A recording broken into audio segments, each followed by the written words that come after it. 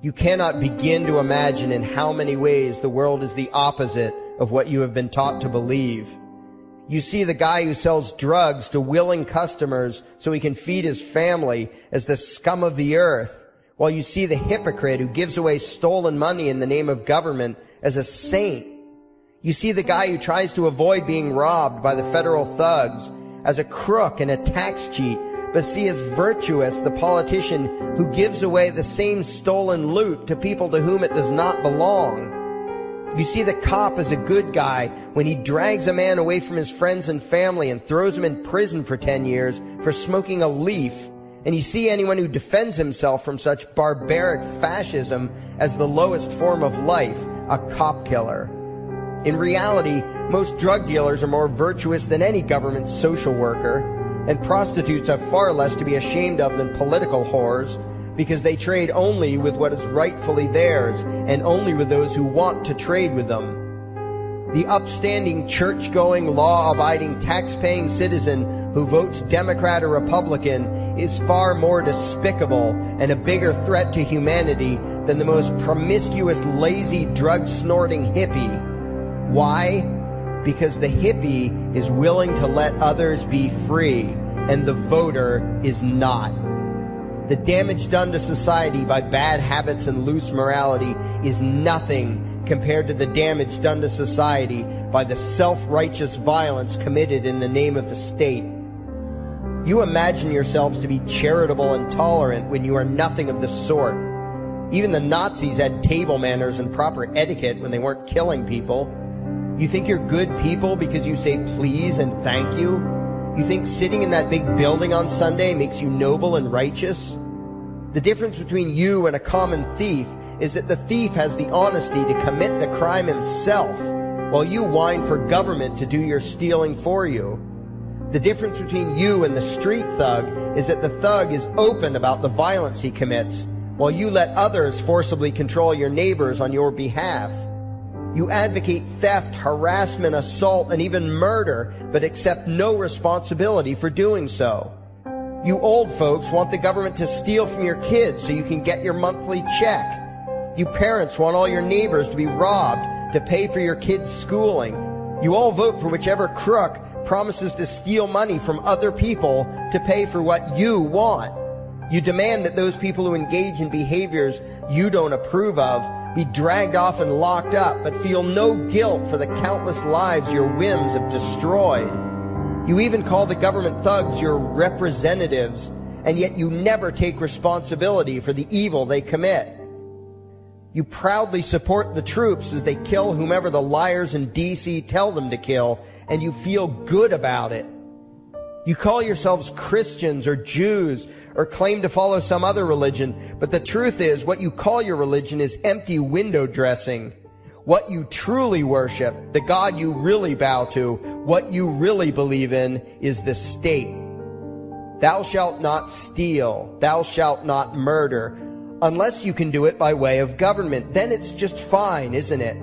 If you call it taxation and war, it stops being a sin, right?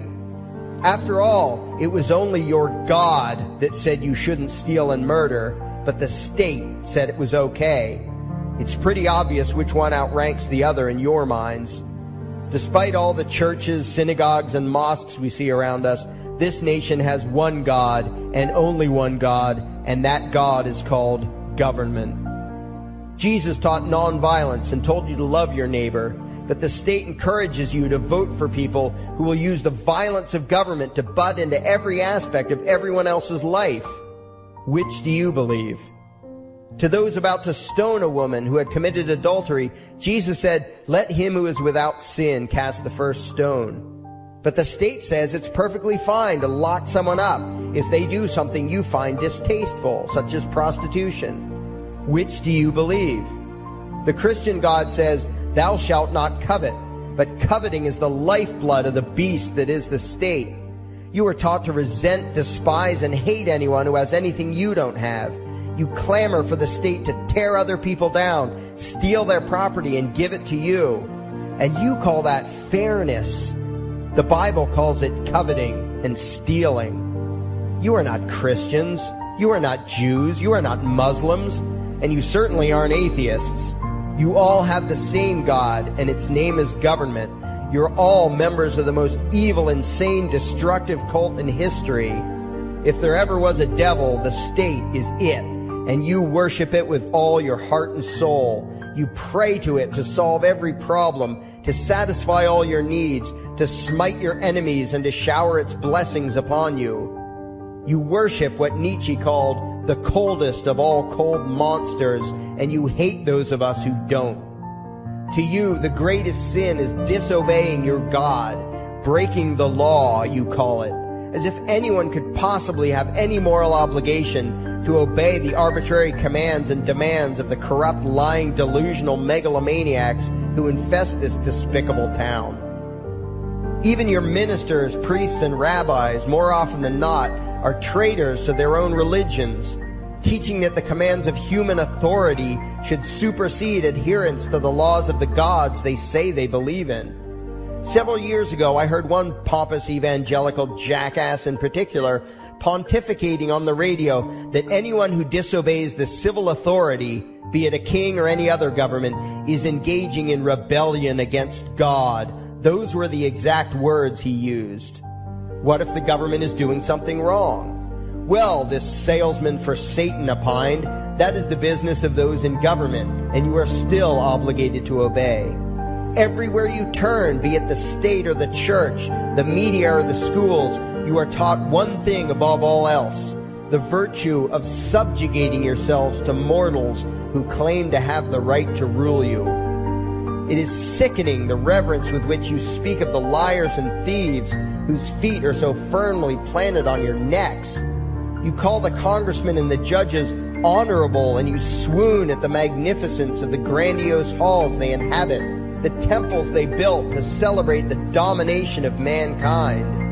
You feel pride at being able to say you once shook a senator's hand or saw the president in person. Ah, yes, the grand deity himself, His Royal Highness, the President of the United States of America. You speak the title as if you're referring to God Almighty. The vocabulary has changed a bit, but your mindset is no different from that of the groveling peasants of old, who bowed low, faces in the dirt, with a feeling of unworthiness and humility when in the presence of whatever narcissist had declared himself to be their rightful lord and master. The truth of the matter, back then and today, is that these parasites who call themselves leaders are not superior beings. They are not great men and women. They are not honorable. They're not even average. The people who earn an honest living, from sophisticated millionaire entrepreneurs to illiterate day laborers doing the most menial tasks you can imagine, those people deserve your respect. Those people you should treat with courtesy and civility. But the frauds who claim the right to rule you and demand your subservience and obedience, they deserve only your scorn and contempt. Those who seek so-called high office are the lowest of the low. They may dress better, have larger vocabularies, and do a better job of planning out and executing their schemes, but they are no better than pickpockets, muggers, and carjackers. In fact, they are worse, because they don't want to rob you of just your possessions. They want to rob you of your very humanity, deprive you of your free will, by slowly leeching away your ability to think, to judge, to act, reducing you to slaves in both body and mind. And still you persist in calling them leaders. Leaders? Where is it that you think you're going exactly that would require you to have a leader?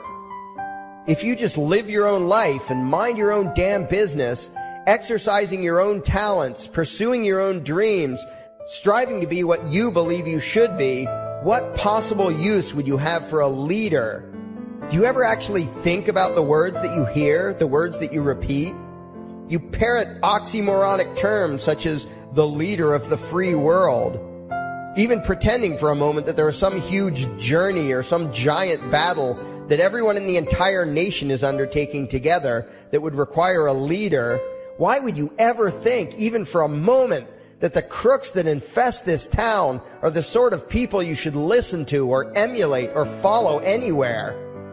Somewhere inside your mostly dormant brains, you know full well that politicians are all corrupt liars and thieves, opportunistic con men, exploiters, and fearmongers. You know all this, and yet you still speak as if you are the ones who are the stupid, vicious animals, while the politicians are the great, wise role models, teachers, and leaders without whom civilization could not exist. You think these crooks are the ones who make civilization possible? What belief could be more absurd? Yet when they do their pseudo-religious rituals, deciding how to control you this week, you still call it law, and continue to treat their arbitrary demands as if they were moral decrees from the gods that no decent person would ever consider disobeying.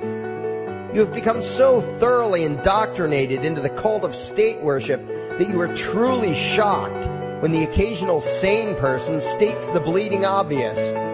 The mere fact that the political crooks wrote something down and declared their threats to be law does not mean that any human being anywhere has the slightest moral obligation to obey.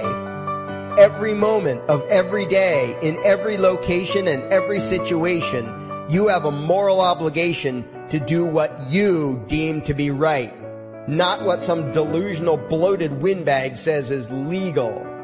And that requires you to first determine right and wrong for yourself, a responsibility you spend much time and effort trying to dodge. You proclaim how proud you are to be law-abiding citizens and express your utter contempt for anyone who considers himself above your so-called laws, laws that are nothing more than the selfish whims of tyrants and thieves. The word crime once meant an act harmful to another person. Now it means disobedience to any one of the myriad of arbitrary commands coming from a parasitical criminal class.